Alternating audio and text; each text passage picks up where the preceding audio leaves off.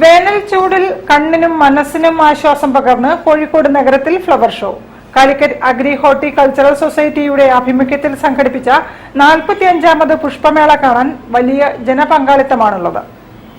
വൈവിധ്യമാർന്ന ചെടികൾക്കൊപ്പം ജലസസ്യങ്ങൾ മുതൽ മരുസസ്യങ്ങൾ വരെ പ്രദർശനത്തിലുണ്ട്. കോഴിക്കോടൻ ബിരിയാണി മുതൽ വയനാടൻ മുളയരി പായസം വരെ ഒരുക്കിയ കുടുംബശ്രീ ഭക്ഷ്യ സ്റ്റാൾ ഫ്ലവർ ഷോയിൽ വേറിട്ട അനുഭവം നൽകുന്നു. വലിയ ജനപങ്കാളിത്തമാണ് ഫ്ലവർ ഷോയിലുള്ളതെന്ന് എം രാജൻ പറഞ്ഞു.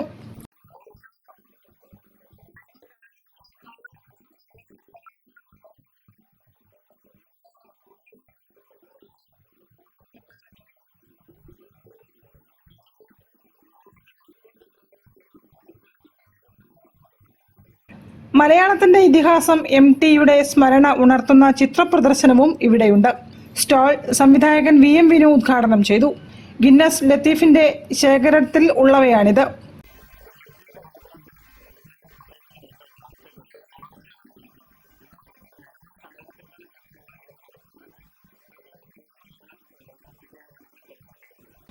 റോസ്, ഓർക്കിഡ്, ബോൺസായി എന്നിവയ്ക്കൊപ്പം കർണാടകയിൽ നിന്നുള്ള സൂര്യകാന്തി പൂക്കളും ആസ്വദിക്കാം.